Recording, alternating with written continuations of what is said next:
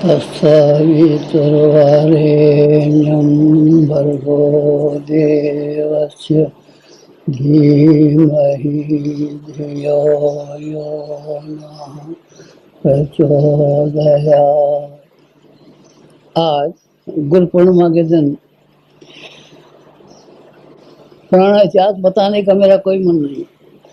व्यास पूर्णिमा किस लिए मनाई गई, क्या इसके पीछे उद्देश्य था, ऋषियों ने इसको त्योहार में क्यों शामिल किया वगैरह बात मैं बताऊँ ना, समय नहीं है मेरे पास।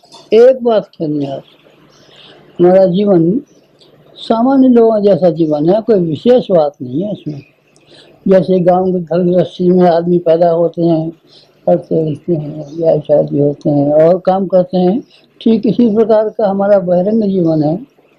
न कोई बहुत बड़ी पैतृक संपत्ति थी, करोड़पति हुए हों, न कोई और विशेषता थी, लेकिन एक ही विशेषता हमारे जीवन में रही कि हमारे गुरुदेव का जो छाया, छत्र छाया सिर पर रही, उसी ने आज हमको यहाँ बिठा करके ला करके रखा है, जो आपको दिखाई नहीं पड़ता। दिखाई कब पड़ेगा? बाद में पड़ेगा, अभी दिखाई पड़ता है नहीं। अभी तो आपको ज्ञान चक्षुओं से दिखाई पड़ सकता है हमारा वास्तविक शरीर।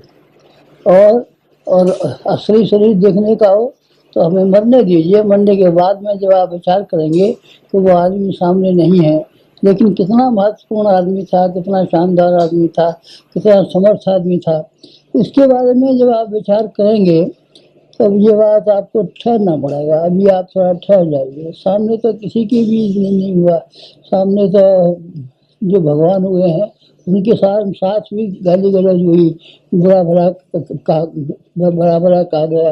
रामचंद्र जी को मंथरा ने बाहर निकलवा दिया। श्री कृष्ण भगवान को पूतना से लेकर के कितने लोगों ने हैरान किया। सामने मालूम था उनको? नहीं मालूम नहीं था। मालूम रहा होता सामने तो जरूर किसी ने उनको नहीं छेड़ा होता, तो किसी ने अपने सिर पर मुसीबत नहीं उठाई होती। वास्तव में जब तक जिंदा रहते हैं आदमी, तब तक आदमी उनकी महत्ता को समझ नहीं पाते। चले जाते हैं, सब कुछ समझा जाता है। अब आप यही मान के चलिए कि हम नहीं हैं और हम चले गए तो तब आप जरा विचार तो कीजिए, हमारे जीवन पर विचार तो कीजिए। पुराना इतिहास में नहीं सुना रहा हूँ, पुराण नहीं सुना रहा हूँ, कथा नहीं सुना रहा हूँ, कोई आपको उपदेश नहीं कर रहा हूँ। एक ये बात बता रहा हूँ, आदमी के ऊपर किसी समर्थ की छत्र छाया हो तो क्या हो सकता है, और वो कितने बड़े काम कर सकता है। आपके जैसे दो हाथ हमारे भी हैं, आपकी जैसी दो आंखें हमारे भी हैं, आपके जैसे दो कान हमारे भी हैं, लेकिन कुछ आपसे विशेष है। और वो विशेष क्या है? वो ये है, हमारे गुरु का दिया हुआ सहयोग कह लीजिए, प्रताप कह लीजिए, अनुग्रह कह लीजिए, जो कुछ भी आप कहिए, वही है जिसकी वजह से हमने जीवन भर में इतने बड़े काम कर सके। काम आपको दिखाई पड़ते हैं, कामों की पृष्ठभूमि दिखाई नहीं पड़ती। आपको कामों की पृष्ठभूमि देखनी हो तो जरा विचार करना कभी बैठ करके, जब आपको फुर्सत मिले तब। तो जो आदमी ने काम किए, घटनाएं हुई, घटनाएं तो सरल हो जाती हैं, लेकिन घटनाओं के पीछे जो दृष्टिकोण होता है और घटनाओं के पीछे जो शक्ति और आधार होता है, घटनाओं के पीछे जो उसके परिणाम और प्रतिक्रिया होती हैं, ये बाद में मालूम पड़ती हैं अथवा दिव्य चक्षुओं से मालूम पड़ती हैं, केवल आंखों से नहीं मालूम पड़ती। आंखों से देखी नहीं जा सकती, आंखों से जब भूल जाता है आदमी। आप तो 1000 कुंडी यज्ञ को भी भूल गए होंगे, ज़्यादा दिन हो गए ना, 20 साल होने को आते हैं, अब भूल गए होंगे, कोई आप में से है भी नहीं होंगे शायद। घटनाएं भूल जाती हैं, लेकिन इतिहास के पीछे जो भावना धारणा रहती है वो हमेशा टिकी रहती हैं। आप टिके रहने वाली हमारे जीवन की विशेषताओं के बारे में कभी आपसे बन पड़े तो आप ये विचार करना कि कैसे संभव हुआ। आप हमारी शिक्षा के बारे में जरा विचार करना, ये कितनी शिक्षा पाई हमने, बताइए। 4 वेदों के भाष्य कितने किए थे, नाम से बताइए। आपको 3-4 नाम याद होंगे शायद। एक रावण का नाम याद होगा, एक सांड का नाम होगा, बट मैथर ने भी कोशिश की थी, मैक्स मिलर ने भी एक अनुवाद किया था, और भी अभी छोटे मोटे प्रयास हुए हैं, लेकिन वो कार्य इतनी सरलता से, इतनी सही रीति से अनुवाद करना, इन सबको सर्वसाधारण के लिए प्रस्तुत करना सामान्य काम है क्या? नहीं, सामान्य काम क्यों नहीं है? इसके लिए बहुत बड़ी विद्या चाहिए। विद्या है हमारे पास? हाँ है। ये कहाँ से आई विद्या? आपने कौन से स्कूल में पढ़ी? हमने किसी स्कूल में नहीं पढ़ी है। केवल हमारा मास्टर अपनी विद्या को ट्रांसफर करता रहा है और हमारे हाथ सौंपता रहा, उसके द्वारा ये काम कराता रहा है। आपने बर्फ पर चलने वाली मशीनें देखी हैं? बर्फ पर चलने वाले पैरों में मशीन बांध लेते हैं और बहुत तेजी के साथ में फिसलते हुए और दौड़ते हुए चले जाते हैं। हमारी उंगलियों में ऐसी ही मशीन लगी रही, ऐसी मशीन लगी रही। कितना सारा जो अपने शरीर के बराबर वजन करने वाला जो काम लिखा, जो लिखा वो हमारे शरीर के तौल से कम नहीं है, ज़्यादा हो सकता है। ये कैसे लिखा? हमारे हाथ में मशीन लग रही है कैसे? और हाथ, हमारे हाथ में नहीं, दिमाग में भी लग रही है। दोनों जगह एक ऐसी मशीन लग रही है जो इतनी फुर्ती के साथ में, इतनी तेजी के साथ में, इतनी सही ढंग से काम करती रहती है, तो काम करती रहती है कि हम क्या करें? आप कर सकते हैं? नहीं। कोई और उदाहरण आप ऐसा बता सकते हैं? मेरे ख्याल से आप ऐसा कोई उदाहरण नहीं बता सकेंगे। कारण यह है कि किसी को वो अनुग्रह, वो कृपा और वो सहयोग और वो छत छाया नहीं मिली जो हमको मिला। बहुत सारे काम हमने किए हैं। घटना याद है आपको? क्या याद होंगी? मेरे ख्याल से आप भूल गए होंगे। चलिए, जो जो आप आँख से देख सकते हैं उनकी बात करूँगा। आपने गायत्री तपोभूमि की बिल्डिंग देखी है? अच्छा, चलिए। आपने युग निर्माण योजना की बिल्डिंग देखी है ना? अच्छा, चलिए। आपने यहाँ हरिद्वार में शांति कुंज देखा है और उसका गायत्री नगर देखा है और आपने ब्रह्मचर्य देखा है? चलिए। ये इन सब इमारतों की कितनी कीमत होगी? मैं सोचता हूँ कई करोड़ रुपया की कीमत होगी इनकी, जो ये इमारतें बनी हैं। आपने कई करोड़ रुपए की इमारत बनाई है। अब तो शायद किराए के मकान में रहे होंगे और बनाने के लिए, रहने के लिए मकान बनाया होगा तो छोटी कीमत का बनाया होगा। इतनी बड़ी कीमत का मकान हमने आप बना लिया, ये कम है? नहीं, कम नहीं, बड़ी बात है। कितना रुपया लगा? बहुत लगा है। और आपने जिंदगी भर में कितना खर्च किया और कराया, इसका हिसाब आप लगाए तो इतना ज़्यादा हो जाएगा कि मैं क्या कहूँ आपसे। 2400 शक्तिपीठ से बनी उनकी इमारतों में कितना पैसा लगा आप जानते हैं? नहीं जानते हैं तो आप जा करके देखिए। भिलाई की शक्तिपीठ में आप चले जाइए, अहमदाबाद की शक्तिपीठ में आप चले जाइए, जूनागढ़ की शक्तिपीठ में आप चले जाइए। एक एक शक्तिपीठ में लाखों लाखों रुपया लगा हुआ है। ये कहाँ से आ गया? हमने इशारा किया और बन के खड़ी हो गई। साल भर के भीतर ये बड़े बन के खड़ी हो गई। ये कहाँ से आया? ये पैसा हमारा नहीं है, हमारे जेब में, हमारे जेब में भी नहीं। तो कहाँ से आता है? मैं निवेदन तो कर रहा हूँ आपसे कि ये हमारे गुरु की शक्ति का दिया हुआ है। गुरु की शक्ति का बहुत दिया हुआ है। जो जिंदगी भर में आपका काम किए हैं, गायत्री का प्रचार करने के लिए खड़े हुए थे हिंदुस्तान से बाहर, 74 मुल्कों में उसका प्रसार जा पहुंचा और हिंदुस्तान का कोना कोना और चप्पा चप्पा ऐसा कोई बचा हुआ नहीं है जिसमें कि हमारे साहित्य को पढ़ा न हो, गायत्री के मंत्र के बारे में जानता न हो, उसकी महत्ता को समझता न हो। ऐसे कितने आदमी हो सकते हैं? ऐसे आदमियों की संख्या करोड़ों हो सकती है, लाखों नहीं। ये कैसे हो गया? एक आदमी करोड़ों आदमियों तक संदेश पहुंचा सकता है। आप पहुंचा के दिखाइए। सारी जिंदगी भर में अपने संबंधी, कुटुंबी, रिश्तेदार और मित्रों की संख्या 50-100 तक सीमित होती है हर आदमी की, और हमारी करोड़ों तक सीमित हो गई। कैसे हो गया? हम कैसे बताएं कैसे हो गया? हमारे गुरु का अनुग्रह और उसका प्रताप और उसका अनुदान है जिसने हमको इस लायक बना दिया। लाखों आदमी हमारे जिंदगी में ऐसे आए हैं जिनकी हमने सेवाएं की है। उनका आप जिक्र करेंगे ना, जिक्र करने से उसका पुण्य चला जाता है और आदमी का अहंकार बढ़ता है। हमारे द्वारा कितने लोगों की कितनी शारीरिक और कितनी मानसिक और कितनी भौतिक, कितनी आध्यात्मिक उन्नतियां संभव हुई हैं और कितने लोगों ने कितनी कठिनाइयों से पार पाया है, इसका मैं जिक्र करूँ ना, जिक्र करने से कोई फायदा नहीं है। इसमें अहंकार हमारा बढ़ेगा और आप ये भी समझ सकते हैं कोई विज्ञापनबाजी तो नहीं हो रही है ना, इसीलिए मैं जिक्र नहीं कर सकता हूँ। पर आप सही मानिए, हमारे अकेले इस शरीर से लाखों आदमियों ने फायदा उठाया है। आपके शरीर से क्या लाभ उठाया? आपकी बीवी ने उठाया होगा, आपके बच्चों ने उठाया होगा, आपकी कुटुंब ने उठाया होगा, हमारे द्वारा हमारी जो बीवी बच्चे कुटुंबी की संख्या इतनी बड़ी है कि जिनको लाखों की संख्या में करोड़ों की संख्या में कह सकते हैं। ये आपने कहाँ से दिया? ये हमको गुरु से मिला है, हमारे पास नहीं है। हमारे पास क्या है? कुछ भी नहीं है। सारी जन माला घुमाते रहे, बैठे रहे, अपना लकीर पीटते रहे, किसी तरीके से अपना दिन पूरा करते रहे। ये हमारे गुरु का अनुग्रह है। गुरु बहुत बड़ी शक्ति होती है। छोटा बच्चा माँ की पेट में से पैदा होता है, रहने के लिए कोई और जगह बताइए। साहब माँ के पेट में नहीं रह सकते तो आप कहाँ रहेंगे? बताओ, किराए के मकान बनाएंगे ना? 9 महीने पेट में ही रहना पड़ेगा। दूध पियेंगे, किसका दूध पियेंगे? भैंस का दूध पियेंगे? नहीं, माँ का ही पीना पड़ता है। किसकी बगल में सोएंगे? गाय की बगल में सोएंगे? नहीं, गाय की बगल में नहीं, माँ की बगल में सोएंगे। बच्चा विकसित होता है तो उसकी माँ का और उसके पिता का, अभिभावक का, जो उसको पढ़ाता है, लिखाता है, शिक्षा की व्यवस्था करता है, चिकित्सा की व्यवस्था करता है, सारी व्यवस्थाएं करता है। ये कौन करता है? उसका पिता करता है, माता करता है। पिता और माता व्यक्ति की सेवा कर सकते हैं, लेकिन गुरु एक ऐसी शक्ति है जो पिता से भी बड़ी है, माता से भी बड़ी है। 100 माताएं और 1000 पिताएं मिलाकर के जितनी संयुक्त शक्ति का भाव बन सकता है, तो वो उतना बड़ा सामर्थ्य हुआ। मैं कभी जब विचार करता हूँ तो मैं ये कहता हूँ, भगवान तो मैंने देखे नहीं है, पर मैंने अपने गुरु के रूप में भगवान देखा है। अपनी बात कहता हूँ। क्यों कहता हूँ? शायद आपकी समझ में कोई बात आ जाए, शायद आप पर प्रभाव पड़ जाए, शायद है कि आप भी इस रास्ते पे चल पड़े, शायद आप भी अपनी श्रद्धा को और निष्ठा को और प्रज्ञा को उतनी ही पुनीत बना सके जिसके के ऊपर देने वाला कोई आपके ऊपर आ जाए और आपको निहाल कर दे। देने वाले की संख्या कम नहीं है, देने वाले बहुत, लेने वाले नहीं है, पात्रता नहीं है।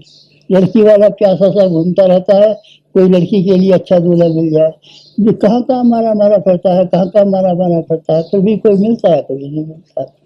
क्या बात है? देने वाले तो सैकड़ों हैं, लड़की वाले तो हजारों हैं, लड़के ही नहीं है। किसी में क्या खराबी है, किसी में क्या खराबी है? कोई बेकार घूम रहा है, कोई शराब पी रहा है, कोई गुस्सेबाज है, कोई क्या है। तो इस तरीके से उसके पिता को आप पूछिए कितनी हैरानी होती है। यही बात गुरुओं के संबंध में है। देने के लिए बहुत, देने के पात्र कहीं मिल जाए तो मैं आपसे यकीन दिलाता हूँ कि अनुग्रह की इतनी वर्षा बन सकती है कि देवता और भगवान गुरु के रूप में ही आकर के आपकी सहायता कर सकते हैं। गुरु सहायता कर सकते हैं, लेकिन गुरु भी तो इंसान है बेचारे। तो इंसान की सीमा है, इंसान की चलने की सीमा है, करने की सीमा है, देने की सीमा है, लेकिन असीम जो है देव सत्ता है और भगवान की सत्ता है। भगवान की सत्ता और देव सत्ता का अनुग्रह हमारे ऊपर बराबर बरसता रहा है। इनकी कृपा है, मुझे तो यही कहना पड़ेगा, कृपा उन्हीं की है, अनुग्रह उन्हीं का है। लेकिन अगर आप ये पूछें कि आप सच अपने मन की बात बता दीजिए और अपने गुरु के मन की बात बता दीजिए, तो मैं अपनी और उनके दोनों की मनों की बात एक बात बता सकता हूँ कि इसके लिए पात्रता एकत्रित करनी पड़ेगी। पात्रता एकत्रित नहीं होती तो इस लायक अपने आप को न बनाया होता कि कोई महान शक्ति आकर के हमारी सहायता करे, तो संभव है वो सहायता मिल नहीं पाती। ये बात मैं आज गुरु पूर्णिमा के दिन केवल इस उद्देश्य से निवेदन कर रहा हूँ आपसे कि आपको भी कोई सही रास्ता मिले। पूजा पाठ का अपने आप में महत्व है, कर्मकांडों का अपने आप में महत्व है, जप की संख्या का अपने आप में महत्व है, गायत्री माता का अपने आप में महत्व है, इन सब का महत्व है। महात्मा से आप इनकार करते हैं, मैं कैसे इनकार कर पाऊंगा? नास्तिक हूँ मैं कोई जो मैं वेदों की और शास्त्रों की और गायत्री माता की और कर्मकांडों की और पूजा उपासना की बात का खंडन करूँगा, उनको बेकार बताऊँ ना? ऐसा मैं नहीं कर सकता। लेकिन मैं ये कह सकता हूँ कि आपको इन सब से लाभ उठाने के लिए एक काम तो करना ही पड़ेगा। वो काम ये करना पड़ेगा कि अपनी पात्रता का विकास करना पड़ेगा, अपने आप को इस योग्य बनाना पड़ेगा, अपने आप को सक्षम बनाना पड़ेगा। हमने कैसे योग्य बनाया?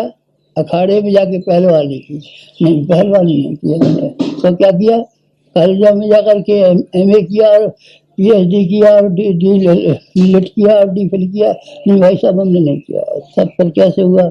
सिर्फ इस तरीके से हुआ कि अपने मन को इस तरीके से संभाला कि सांसारिक लोभ और मोह और जन्म जन्मांतरों के कुसंस्कार जो आदमी को खींचते रहते हैं, गिराते रहते हैं, घसीटते रहते हैं, भवबंधन के रूप में हाथों को जकड़ते रहते हैं, पाँवों को जकड़ते रहते हैं, तो स्वार्थ इतना बड़ा बेईमान है कि आदमी की जिंदगी को तबाह कर देने के लिए उससे बड़ा और कोई दुश्मन आदमी का नहीं हो सकता। कौन सा? इसको हम लोभ कहते हैं, मोह कहते हैं, अहंकार कहते हैं। हमारी लड़ाई इन तीनों से हुई है। रामचंद्र जी की भी लड़ाई तीनों से हुई थी। एक का नाम रावण था, एक का नाम कुंभकर्ण था, एक का नाम मेघनाथ था। ऐसे ही और देवी की भी लड़ाई हुई थी। कौन सी देवी से लड़ाई हुई थी? उससे सम से हुई थी, मधुकैटभ से हुई थी, और किससे हुई थी? महिषासुर से हुई थी। देवी की भी 3 से लड़ाई हुई थी। और हमने भी अपने जीवन का महाभारत इन 3 से लड़ा है। यही मल्ल युद्ध है। हमने अखाड़े पछाड़े हैं, और इन तीनों के साथ में तो लोग जो आदमी को एक कदम आगे नहीं बढ़ने देता है। ये कहता है हमारा कमाई हमारे पेट में जाएगी या हमारे कुटुंबियों के पेट में जाएगी। ये छूट नहीं देता कि हम जो कमाते हैं या हमारे पास जो शरीर है उसको और काम में लगाने छुट्टी नहीं देता। और मोह में थोड़े से मुट्ठी भर आदमी बस यही हमारे हैं, इन्हीं के साथ मरेंगे, यही हमारे हैं, यही हमारे हैं, और सारा संसार, अरे हमें क्या करना है संसार से। लेकिन ये मोह जो आदमी को बांध के रखता है, छोटे से कूप मंडूक बना देता है, जरा से गूलड़ के भुनगे की तरीके से सीमित रखता है, इसके साथ में लड़ाई लड़ने का, जद्दोजहद करने का हमने पूरी हिम्मत के साथ में, यहाँ तो ना हमसे बना है, लोभ और मोह से हम लड़े हैं, और अहंकार से भी लड़े हैं। अहंकार हमारा है। हम कौन दिखाई पड़ते हैं? आप हमको महामंडलीय से दिखाई पड़ते हैं, जटाएं हमारे सिर पे पड़ती हैं दिखाई, कुछ आपको कोई ऐसा कपड़ा पहने हम दिखाई पड़ते हैं जिससे एक रास्ता चलते कि निगाह पड़ा। जैसे अपने गांव के स्कूल में पढ़ते थे, और जैसे छोटी उम्र पर थे, आप देख सकते हैं वही कुर्ता हम पहनते हैं, वही धोती हमारे पास है। कोई आकर्षण दिखाई पड़ता है? नहीं, कोई आकर्षण दिखाई नहीं पड़ता। हमने कोशिश भी नहीं की है हर आदमी से अलग रहने की और ऊंचा साबित करने की हमने कभी कोशिश नहीं की है। हर एक से मिलजुल कर रहे, हर एक के साथ रहे। अहंकार को आपने बढ़ाया नहीं, अहंकार को अभी नहीं बढ़ाया। ये सबसे बड़े दुश्मन है। आप इस गुरु पूर्णिमा के समय पर हमारे जीवन का सारांश और शिक्षण सुनना चाहें तो आप इस रूप में सुनिए कि हमने जीवन भर मल्ल युद्ध किया है, महाभारत किया है, लड़ाई लड़ी है। गीता में यही कहा गया है, अर्जुन ने यही कहा था, तस्मात् युद्धाय जुज्युत्सव, इसलिए तू लड़। और कहा था और अर्जुन ने जवाब दिया था, करिष्ये वचनं तव। आपका कहना मानना। बस हमने ये किया कि अपने आप में एक तो ये धुलाई की और एक रंगाई की। रंगाई क्या थी? अपने आप को सौंप दिया। आप किसी को सौंप सकते नहीं, आप सौंपना बड़ा मुश्किल है। सौंपा कैसे जाता है? आग को ईंधन अपने आप को सौंप देता है और जल करके खाक हो जाता है, आग हो जाता है। आग होने के लिए ईंधन को अपनी हस्ती मिटा देनी पड़ती है। हमने समर्पण किया है, गुरु को अपना पैर छुए। बाबा वो तो सूक्ष्म शरीर धारिये, कैसे हम पैर छुएंगे? माला पहनाई आपने, क्या माला पहनाएंगे? चंदन चढ़ाया आपने, चंदन हमने नहीं चढ़ाया। फूल आपने पहनाए नहीं, फूल भी नहीं पहनाए। तब क्या आपने? हमने सिर्फ एक काम किया है कि अपने आप को सौंप दिया है कठपुतली की तरीके से। बाजीगर अपनी उंगलियां नचाता रहता है, कठपुतली का तमाशा दिखाता रहता है। हमने तमाशे दिखाए हैं और लोगों ने बड़ी बड़ी प्रशंसा की है। कभी क्या क्या चल रहा है, जरा कामों को तो देखिए। सारे हिंदुस्तान में 2400 शक्तिपीठ बनी हुई है, गायत्री कुंभ बनी हुई है, यहाँ बचस बना हुआ है, ये यहाँ से चल रहा है। कितनी एक्टिविटी चल रही है, सारी दुनिया के लोग हैरत अचंभे में हो रहे हैं। ये हमारा काम है क्या? हमारा काम नहीं है। संबंध विच्छेद हो जाने दीजिए, हमारी गुरु की छत्र छाया हमारे ऊपर से अलग हो जाने दीजिए।